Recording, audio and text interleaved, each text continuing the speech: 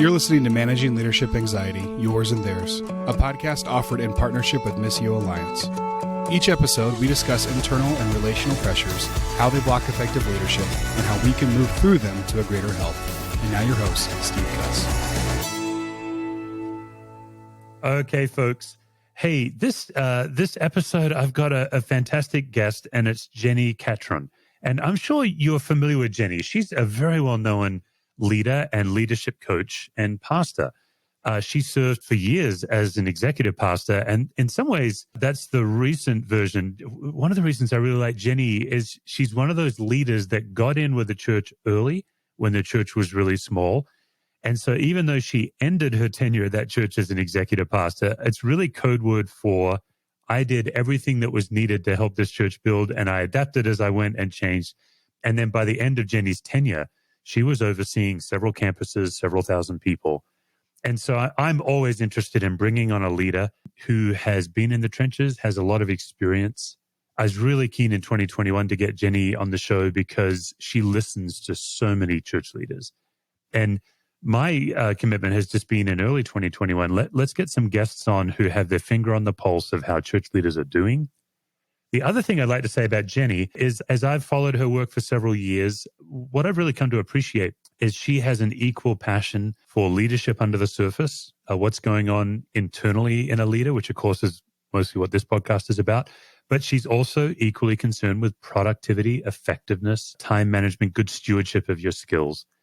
And if you chase Jenni on Amazon, you'll see she's written a bunch of books. Probably her most well-known book is The 4 Dimensions of Extraordinary Leadership, the power of leading from your heart, soul, mind, and strength.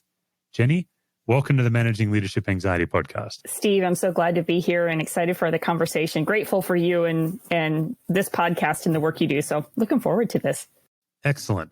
Let's begin. Like I know for you, 2020, obviously, even in your work, you've had to pivot a lot from what you've done, but you've still had your finger on the pulse of church leaders. So now that we're in 2021, what are you seeing as some of the top challenges that church leaders are facing? Yeah, such a great question, because I think, if you had asked any of us 10 months ago, 11 months ago, would we still be trying to understand and react to a very changed dynamic for ministry leadership? I think we would have all thought this is crazy. And I think, and just even to back up from that, you referenced even having to pivot my own work. And I think one of the things that was core, and one of the things I'm encouraging leaders all the time is, hey, we've got to go back to our purpose. So when all of the usual mechanisms of how we do our work, for me, consulting and coaching leaders or ministry leaders and pastoring and gathering people on Sundays, when all of the usual suspects were disrupted, it was the question of, hey, what is my purpose? And for me, it was my purpose is to cultivate healthy and thriving leaders and teams. And I could still do that. I just had to find different ways to do it. That's what I'm noticing for a lot of ministry leaders right now, is really making sure we're anchored in that sense of purpose and mission and why do we do what we do, and that the church isn't just this physical structure. And so that's one of the things that I'm noticing. But the other thing that probably is a passion point of mine is the importance of ministry teams being strong and healthy, and leaders paying really good attention to their own self-leadership, as you would encourage. And then also being real attentive to the development of their staff right now. Because I think what we're discovering is that our teams have to be probably leaner than ever, in that, a lot of ministry teams had to make cuts over the last year, or at least let natural attrition kind of right size budget and so forth. Yeah. So there were some hard decisions for a lot of leaders in, right sizing their staffing to, manage according to budget. So that means teams are leaner.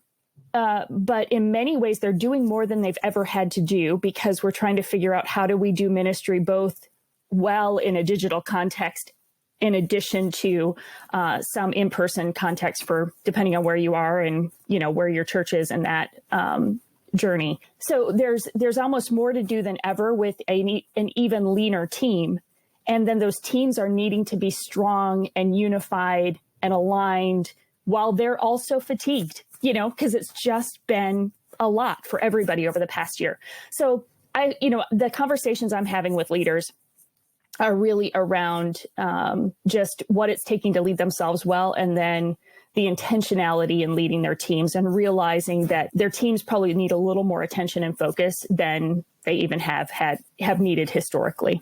Yeah, I think that's really great insight. And I'd love to hear from you on, I'd like to just ask a couple of questions about the key leader and then a couple of questions about team dynamics, because in my experience, your average run-of-the-mill leader is often the last to know when they're not okay. I think it's because I don't think it's coming from a bad place. I think we're others focused, we're driven for the cause.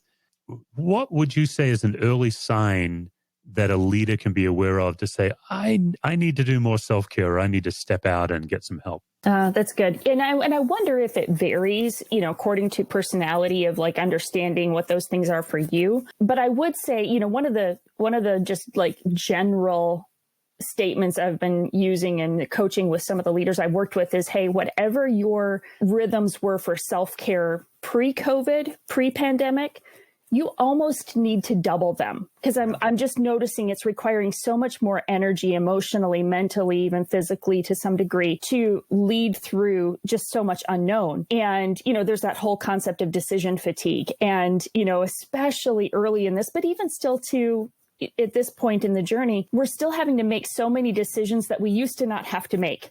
Can we meet safely this week or not? We had another round of spikes of cases. Now what do we do? So it's like we keep finding ourselves having to navigate new decisions and having to respond to them quickly. And so what I've been encouraging leaders is whatever your rhythm of self-care was pre-pandemic, you're probably needing to double it. And, it's just a general, but it's kind of encouraging. What I notice is that we quickly shut out the self-care rhythms of Sabbath and rest and rejuvenation, whatever all of those things are for you. We tend to cut those out when we're under pressure. When in fact, I think what we're noticing is we actually probably need to increase those because we're draining ourselves so much more quickly, right? We're expending all of our energy so much more quickly that increasing our attention to what do we need to rejuvenate, be healthy. So I guess I would answer that in saying whatever would be your normal, you probably need to increase it rather than decrease it would be the quick response to that. I really like that. I just, as I reflect on the adjustments I've had to make as a lead pastor, one of the biggest things that's been difficult is I feel so much less productive. Yes. And it's because it's not just the decision fatigue. And then, of course, the follow-up, what's the right word for it? Feedback from the congregation about each. There you go. Yeah. That's the other price I think a lot of leaders have had to pay is they're like leading into the unknown, making a decision. Yeah. And what we've tried to navigate in our church is just to be very upfront and say, look, this might be the wrong decision. We're making the best decision we can with the information we have. And it might be the right decision now and the wrong decision next week. We're trying to at least coach our church to realize no one quite knows what to do. And people of goodwill are making the best effort. But the other piece I've really struggled to forgive myself for is I'm now quite the stay-at-home dad. 3 kids, online school at home. Yep. And I'm the lunch guy. I've now become the social outlet when my kids get off Zoom and they have these little 15-minute breaks. They need someone who used to go hang out with their friends. And I get less work done. Right. And what I've noticed to myself, Jenni, as a so-called self-care guy, is it is the first to sacrifice because I don't want to violate my work ethic. Right. Right. What's your reaction to that? I think you make a great point because I think we in some ways, I think it's starting to catch up with us, but I'd be curious if this was true for you, that early on, we didn't make acknowledgments for those extra responsibilities or demands or just that engagement required from helping the kids do school from home and just the extra that means. And like you said, you're wearing so many hats and juggling so many things where we could be a little bit more laser focused, historically. But now when all of it, our worlds have been interconnected for a long time, but it's like this past year, it is all mashed up in just a big, big mess, that acknowledging that and being comfortable with that. And I think you're exactly right. I think we, especially those of us who are so driven to be productive, that starts to weigh on you emotionally too, of like, I can't quantify what did I do today, or I didn't do as much as I might have historically. So, I'm an achiever by nature. And so paying attention to that is really important, I think, in giving awareness and credit to just the demands have shifted, and I have to have different expectations for myself. And then for leaders, those helping right size those expectations for your teams. Yeah, right. Yeah, being kind to yourself as you navigate it. As I was saying in the introduction, I really appreciate your attention to what's going on inside, but you also do coach leaders on productivity, efficiency, metrics, goals. Sure. It's been interesting, as I've done quite a bit of coaching this past year, how many of the leaders I coach, I thought we'd be getting into leadership anxiety and childhood vows and some of my stuff. And how many of them want to talk about, how do I organize my calendar? And so what I've noticed, Jenni, is I think this last year, people got, how do I say it? If they can handle 5 things and they thrive when they have 5 projects, they were given 10 and it paralyzed them. Yeah. So would you just speak to the leader that's feeling paralyzed by the amount and the breadth of work, and they just find themselves spinning? They're not being efficient. What's your next step for them to get back on track? Oh, that's good. That's a great question. I think, and I'll just speak a little bit to what I do, because that's how I know to coach, please. Right? But, because same place of like, oh my gosh, there's just so much that I feel like I'm trying to wrangle and feel responsible for. And I when I get in those moments, I have to stop and take inventory. It's get it all written out, get it out of my head onto paper, so that there's almost, there's something in that, I think, just in making sure it moves from here to some place where it's captured. And that helps relieve the anxiety, I think, that I feel. And then putting it somewhere of like, okay, where can it go? So I'm a big advocate of everything I do is on my calendar. I mean, down to when I exercise, where my lunch break is, my husband jokes, he's like, hey, so can I get on your calendar? Because I'm like, if it's on my calendar, I'm committed. Like it's kind of a family joke of like, hey, where can I get on your calendar? I'm not a big fan of to-do lists. I think that to-do lists they're mentally tiring because you're not sure when it's going to happen. So I'm a fan of, if there's something that, so I do that, get it all out of here, make a list. Okay. But then everything on that list needs to find a place on my calendar, because it's going to require time somewhere, or it needs to be delegated to someone. So it can't just live on a to-do list, because there's just the anxiety of this endless list of things that I have no idea when they're actually going to happen. But instead I look at it and go, okay, what are the priorities, and where and when can I do that? And then I actually schedule it on my calendar. And I find that to be super helpful. And I coach a lot of leaders in that of, what gets scheduled gets done. And so if you can find a place for it, then it actually relieves some of that stress of it too, because you know when it's going to happen. So if I've got this project kind of looming in the back of my mind, or a conversation that needs to take place with somebody, if I know it's scheduled and it's on the calendar, then I'm not stressing about it anymore, because I know it's going to happen. It has a place. It's been allocated for. So that's one of the best ways that I do. What would you say, Steve? How do you manage that for yourself? I think a very similar answer, actually, Jenni. I try to set triggers in my mind when I'm spinning. So I try to notice, man, I'm just spinning. And then some kind of externalization. My best work is usually when I change my environment. So sometimes it takes an hour, sometimes it's a day. And then every time I change my environment, I'm like, why don't I do this more often? The amount of time I do sit spinning.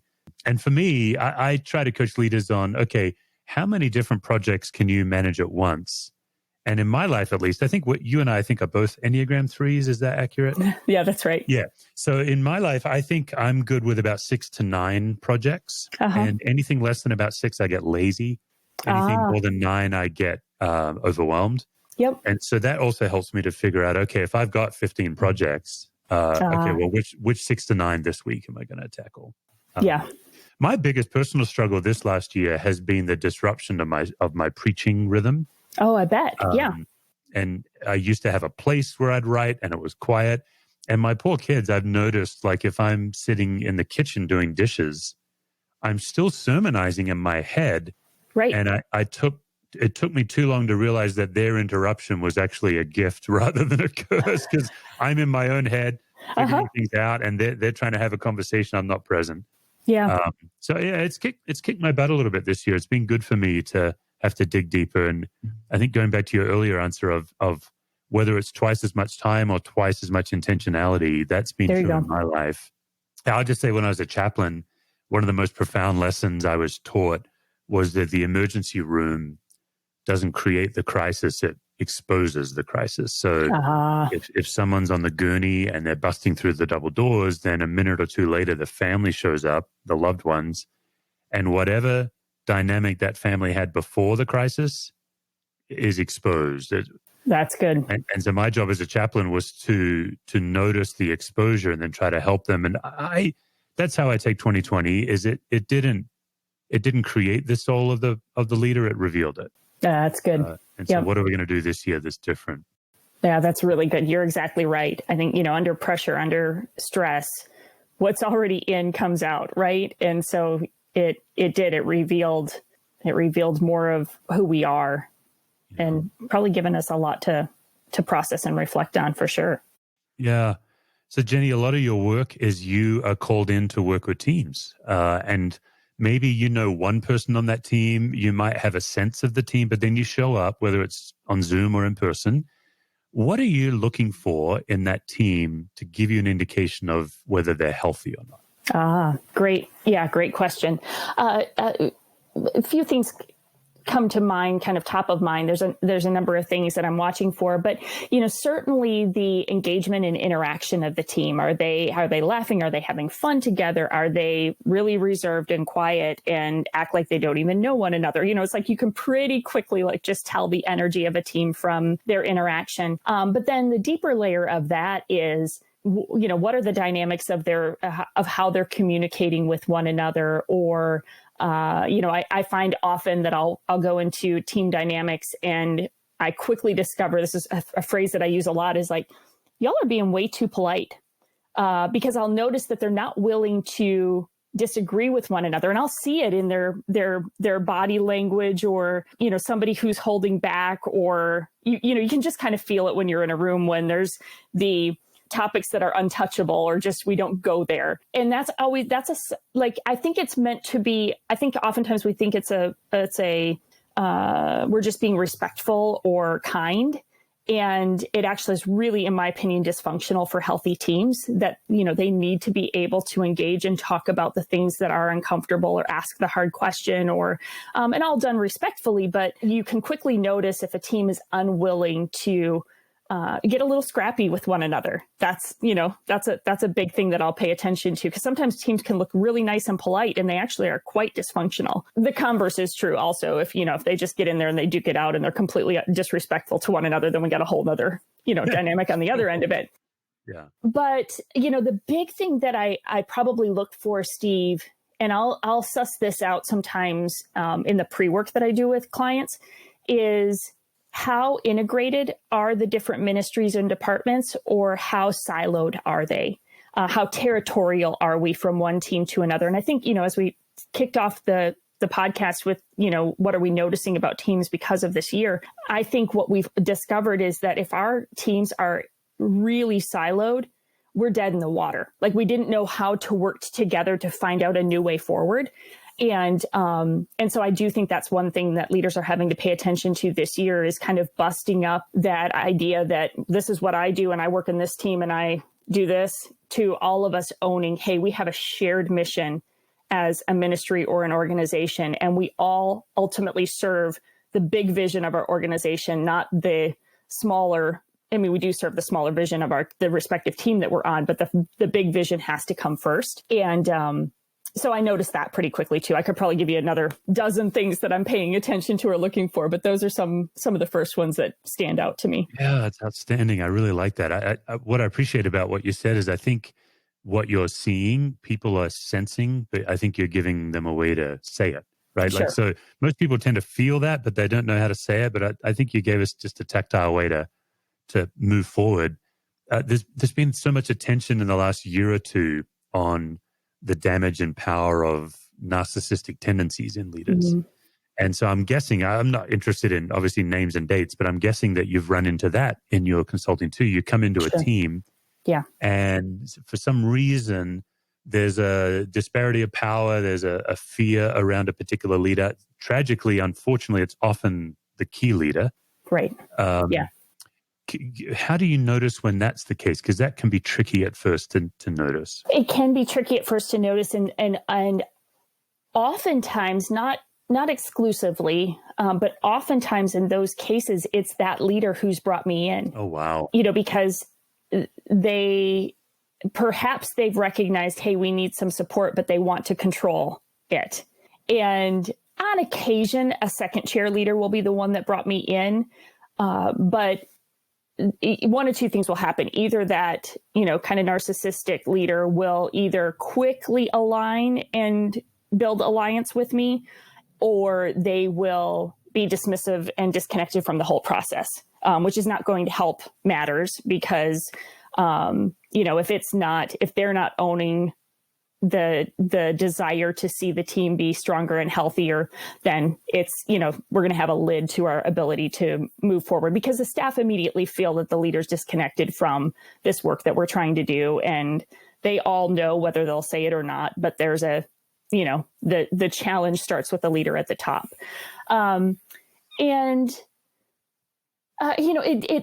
It really varies, Steve. I've had some leaders who really grew through the work and had some eye-opening moments and recognized that they were in many ways a big part of some of the dysfunction that was happening with the team.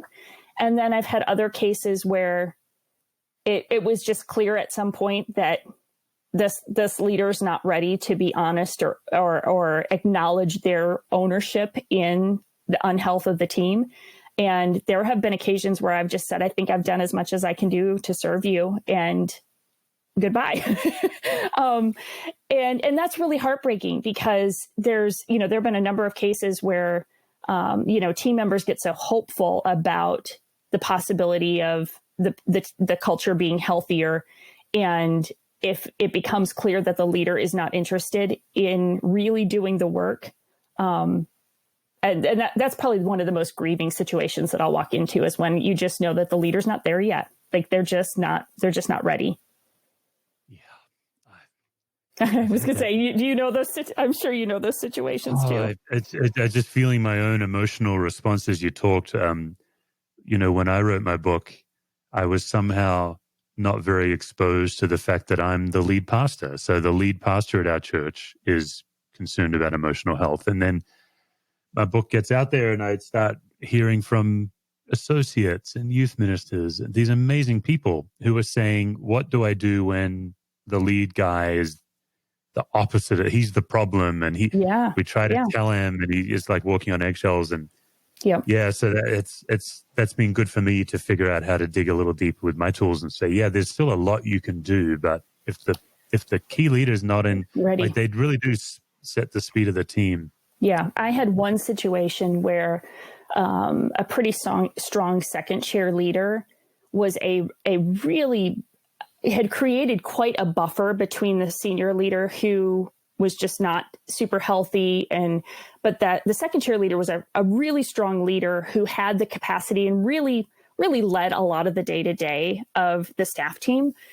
And when that second chair leader eventually exited, right? Because what nobody else knew is what the second chair leader was navigating with that first chair leader and constantly being the buffer and so below the second chair, the culture was pretty strong and pretty healthy. Now there were, obviously you can't completely mitigate when you have a top leader who's unhealthy, but the tragedy was that when the second chair leader exited, it was all, it actually, I think unintentionally, the second chair leader even further, I don't know if their protection to the team in that season eventually caught up with the whole organization, because when they exited, it was just whiplash for the staff team. And so I've seen a situation like that, and it's heartbreaking because you had a pretty strong second chair leader who was trying to keep everything healthy under their scope of responsibility, but at the end of the day, couldn't completely mitigate for, manage for an unhealthy leader at the top. Yeah. So it's so tricky. It's sobering. It's really sobering. It's the other unexpected thing for me, I'm guessing you've seen this too, is emotional health language continues to infiltrate leadership. And Pete Scazzero in some ways being the grandfather of this, I think. Yep. What has caught me off guard is narcissists who co-opt emotional health language but don't live it. I was not ready for that. I was like, oh, of course they would. But they talk about, not like I even worked with an organization where, when I say narcissist, I don't necessarily mean NPD. I just generally mean highly unaware of the impact of your actions and behavior on others. Yes. And then when presented with the impact, generally denying it, Right.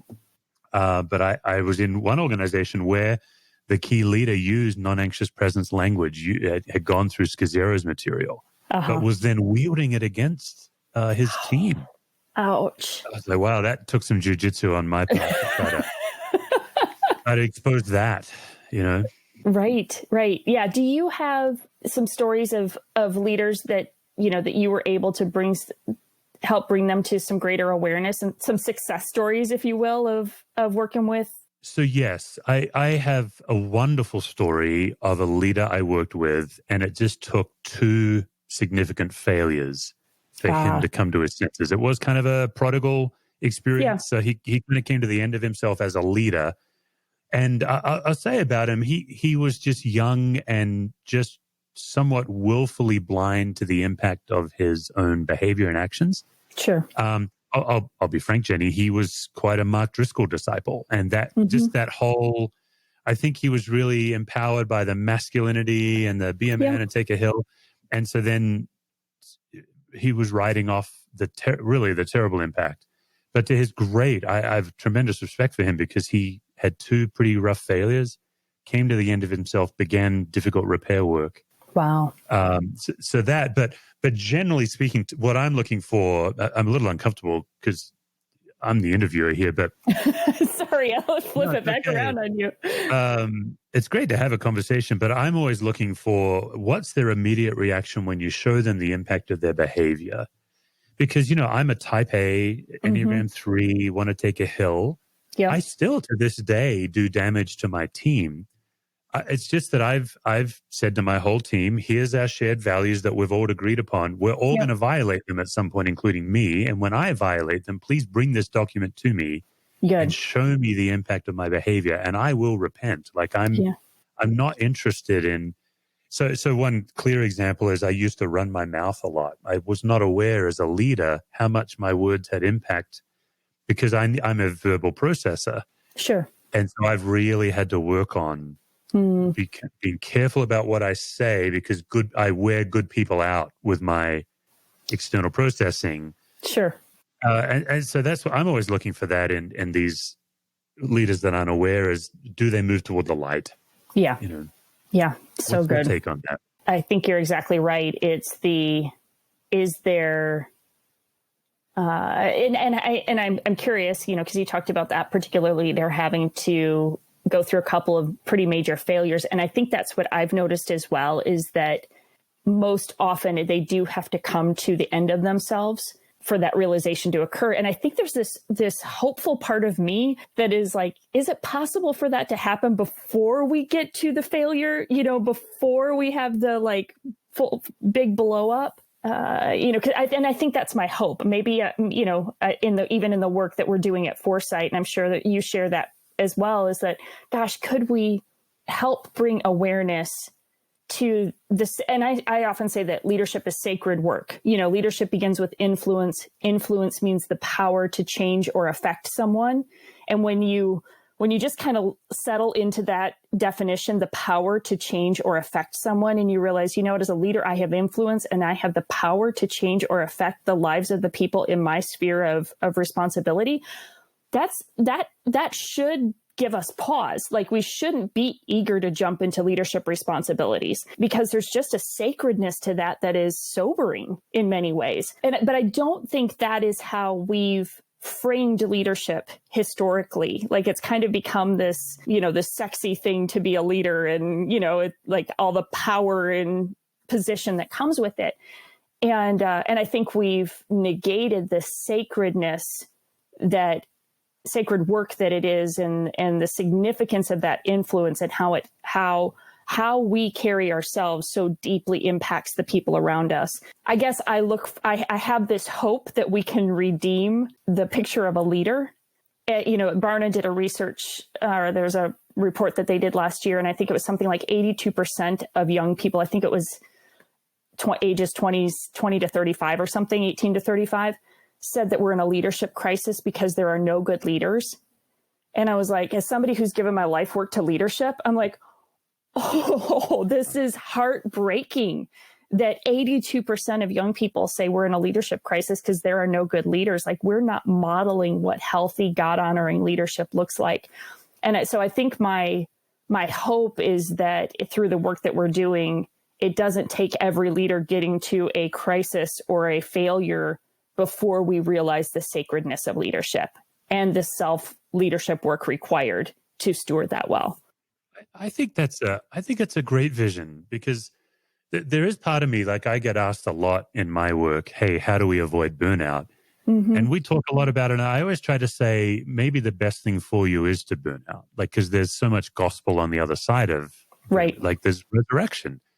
But I think you're right, Jenni. I think I have noticed, even like with some leaders who are not very aware of their impact, right or wrong, they feel like they're not understood. They do go into maybe it's a self-pity, but it's also like, look, you don't know what it's like to be me. Right. And you do look at some of these stereotypical leaders, and I know you've had first-hand experience with this: rapid growth, national attention, lots of affirmation for your upfront gifts, and your character can't keep up. Yep. And the internal pressure. And I do wonder if there's a way, one-on-one in private with a small group that you trust, that you can get into some of the deeper topics like shame, right, and rejection. Because it's been fascinating, and, as long as I've been at our church, we've grown from about 150 to about 1,200. I have no idea what size we are now. Right. We're trying to figure that out. But the pressure increase has been insane. Yes. And I'm the same human. I'm not a better preacher. It's just that there's a bigger crowd. And so I'm given more credit for my preaching than I used to. Sure. And it's up to me to be careful. I don't know that even in my relatively small church, the pressure to become a micro celebrity is pretty disturbing. Wow. Yeah. Yeah. Yeah. I think having been walked with, leaders that have been through that kind of growth. And, I think as I reflect on some of those circumstances, and it's a gradual thing, right? The gradual, the fewer safe places for real conversations, or the people who can ask the hard questions, or, people who don't report to you or make their livelihood from you that still have access to you. And I think, we can look at things when they get to the place of implosion and we go, oh, well, there, and you can kind of pinpoint all the reasons why that leader didn't have healthy accountability. But what I've often observed is it's very slow trajectory to the disintegration of all of those places for conversations of, hey, how do I feel? How do I handle the pressure of this? How do I deal with the voice of shame or the imposter syndrome thing of like, okay, well, who am I to be doing, because all of those things I think are very real, even of the most narcissistic leaders. They're dealing with all those questions of doubt, fear, shame. But their places for safe conversations, I think, get smaller and smaller unless they're intentional to figure out how to keep them built in. And the pressure of the pace and the rapid growth and all of that, it's like the self-care thing. It just starts squeezing out the very thing you need more of. And I think that's what I notice in some of the situations that I've been able to be a little closer to, is that, that the system, if you will, the system kind of exasperates the trajectory. And, and I do think we have a bit of a, just a culture problem in the church in general of elevating pastors to places of celebrity, and that being a kind of a perceived part of the role in the large American church. Yeah, I have an undergraduate degree with a major in Bible. And then I went and got a graduate degree in Bible. And so I have 7 years full-time studying the scripture. And because of that, I can make meaning out of the Bible for people. And because of that, they think I'm closer to Jesus than they are.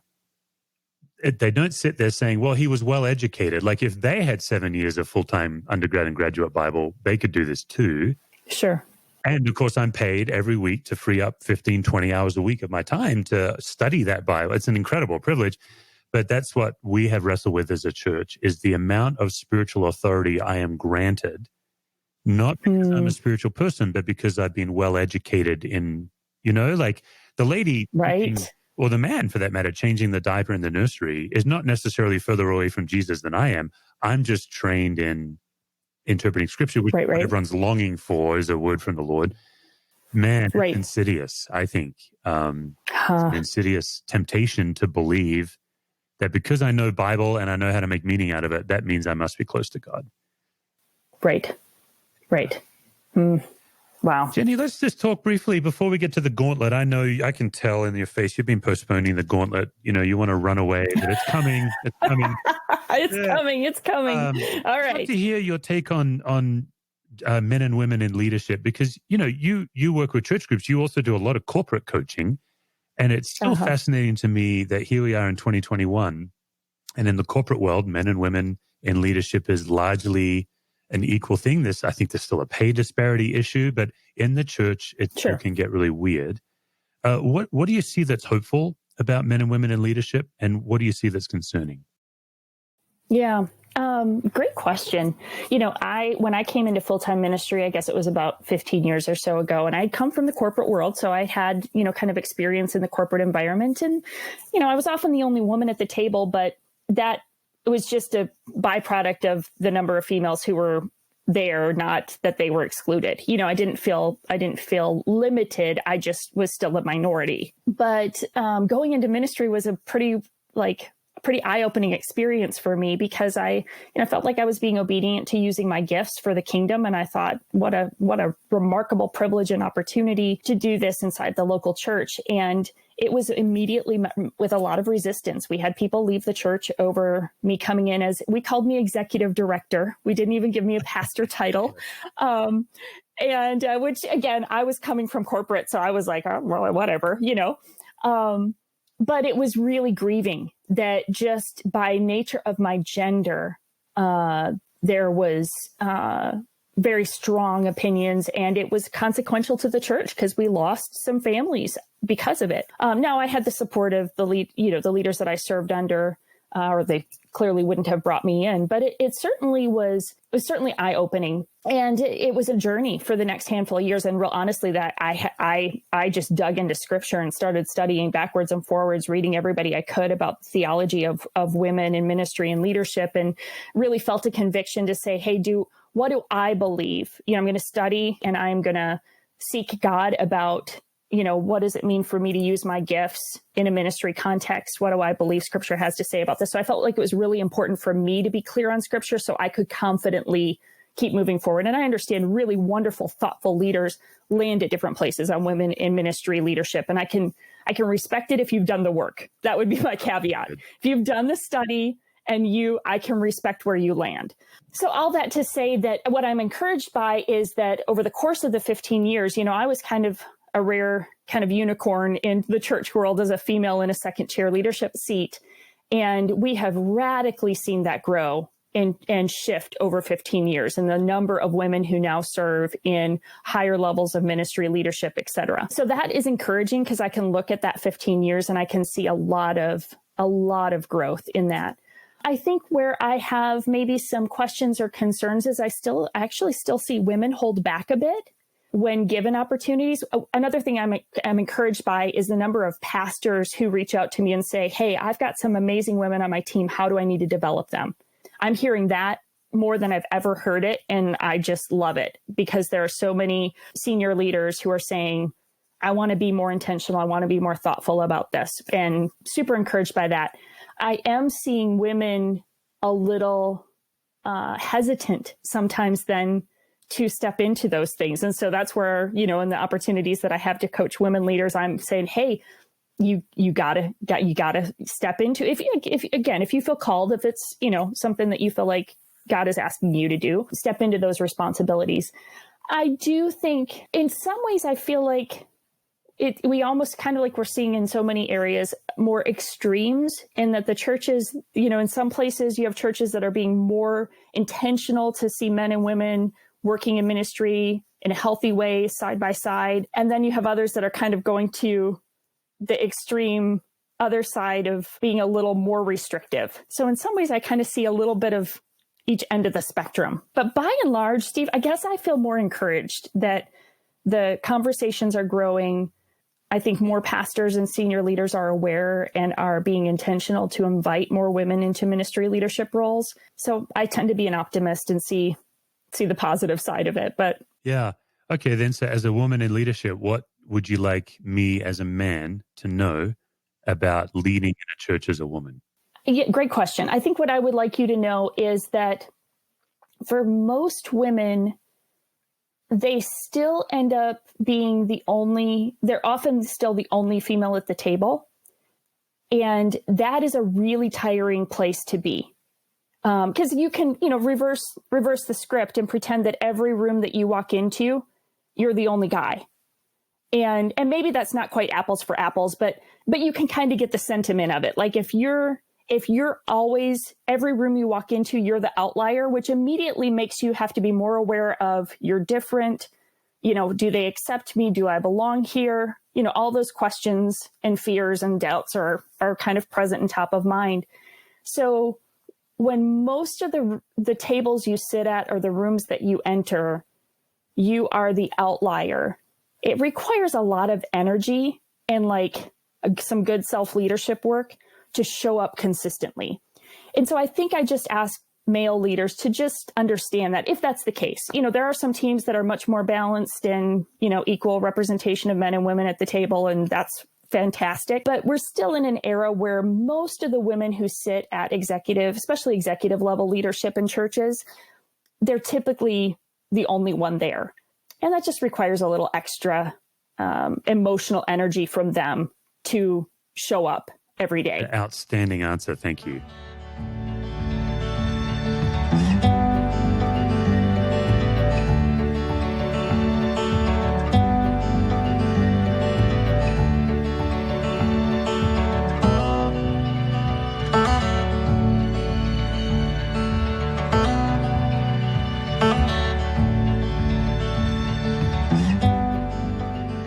All right, let's get onto the gauntlet then, Jenni. All right, let's do it. So I've been doing so much work with leaders this last year on the inner critic, the story we tell us. And one of the simplest ways to get clarity on the inner critic is when you don't have all the information. Jeannie Duck famously says, in the absence of information, we connect the dots pathologically. So when you don't have all the information, what is the story your inner critic says about yourself, if that makes sense? Yeah. My inner critic, I would say that you don't have enough information. And so you need to do more work. You're not prepared. You're not qualified. Who are you to think you should be doing this? Because, there are a zillion more people who are more qualified and have more experience or know more who could be doing this work. I think that's the message. I also run into a lot of leaders who would look at someone like you and not believe that this is an ongoing struggle. When would you say, just roughly, is the last time that message kicked in your head? Oh, gosh, probably in preparation for a couple of meetings I have this afternoon, right? And part of it is, I think as leaders, we're always pushing and stretching ourselves. And then once we're on the brink of, I have a meeting this afternoon that is, key to some growth for Foresight. And, as I'm prepping for that call this morning, I'm like, I'm not ready for this. I don't think, who am I to think that we can do this? This is the next growth edge for Foresight, So yeah, it's constant. Awesome. A lot of the work I do is helping people understand how their family of origin shows up in all their leadership environments. So what would be one trait that you've inherited from your family of origin that's a real asset in leadership, and what's one that's a liability? Oh, that's so good. Okay, so the one that would be an asset would be, I came from a family that just is a get it done family, very blue collar, small town, hardworking people, just the figure it out and make it happen kind of attitude was very much a part of how I was raised. And I pretty much take that into my work of, you can figure this out, you can work hard, get it done, make it happen. So that very much, I think, mostly serves me well. The liability would be kind of a scarcity mindset or a frugal approach to everything. And so I have a real, my word for this year is abundance, in thinking more abundantly, in generosity, in gratitude. That's just kind of another one of the things that God has been keeping top of mind for me, because I can have a scarcity mentality of that there's not enough, there never will be enough. I won't be safe. I won't be taken care of. That kind of scarcity messaging, in some ways I was raised pretty, our resources were pretty lean. And so in some ways that frugalness served us well, but then there's a dark side to that catches me pretty frequently. That's really good. A lot of leaders, they struggle with a gap between what they believe about God and what they experience from God. And particularly preaching leaders, we then have the added pressure of what we proclaim about God versus what we experience from God. Is there a current gap for you that you grapple with? Yeah. Actually, it probably goes hand in hand with the last thing I said, but I literally, my husband and I were having this conversation in our planning for 2021, kind of our family, budgeting and planning session. And I said, do I really trust that God's my provider? Because I believe that. I believe that God provides, that God cares, but then in sometimes how I behave, in the tendency to need to control, and again, I'm grateful. I do think we do all have a stewardship responsibility to steward what God has entrusted us with and be smart and wise about, our resources and all those things. So I think there's a responsibility that we have in that, but I think I can have a tendency to just then try to over control that and feel fully responsible for everything that I have.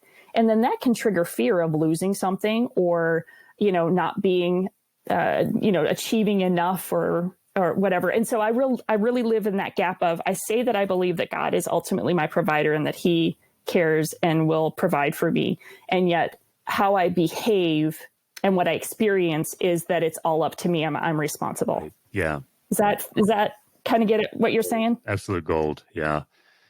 Okay. The final question: in studies on chronic anxiety and the way anxiety can invade our body, there's two things that can't coexist with anxiety. One is love and one is laughter. You can't be anxious while you're laughing. You can't be anxious while you feel loved. For me, it really brings to life John in 1 John, the perfect love casts out. So to that end, when in your life do you feel most fully and completely loved?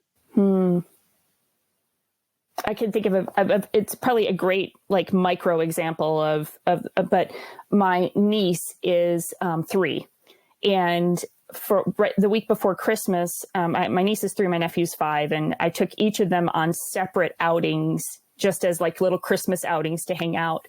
And so my niece and I were going to this thing called the Nutcracker in the Castle. And there's an art center in our community that does a Nutcracker display in the castle. And I mean, it's beautiful and it's just so girly, right? And so this was the first year my niece was going to go to it. And so we get out of the car and we're walking up to the castle, and she's holding my hand and she says, "I'm so excited to be spending the day with you." And, you know, that just moment of connection and just feeling very loved and wanted in the moment is probably a great example of those types of moments for me. Folks, Jenni is a veteran church coach and leadership coach. Whether you are on a church staff, a lot of my listeners, you guys are Christians who lead in the marketplace, and Jenni's offerings are really broad. And she's not one of those consultants that kind of just makes up things she can do. It's all forged out of experience and passion. I've got a number of friends who have been personally coached by Jenni. She's come into their organizations and people rave about it. So if you're feeling stuck, if you need some extra horsepower this year, whether it's as an individual or as a team, Jenni, what's the best way for people to connect with you? Awesome. Well, Steve, thanks for those kind words and support. But yeah, the best way to connect is I'm Jenni Catron on all social media. So it's JenniCatron. So you can message me that way. But then our website is getforesight.com. It's the word get, the number 4, and the word sight, SIGHT. And if you go to getforesight.com, everything, the leadership coaching and the team team culture work that we do, all of that is listed there. And we'd just love to stay connected. So that's great. Thanks so much, Steve. Awesome. Thanks for coming on the show. This is great. For more resources, visit stevecusswords.com or missioalliance.org.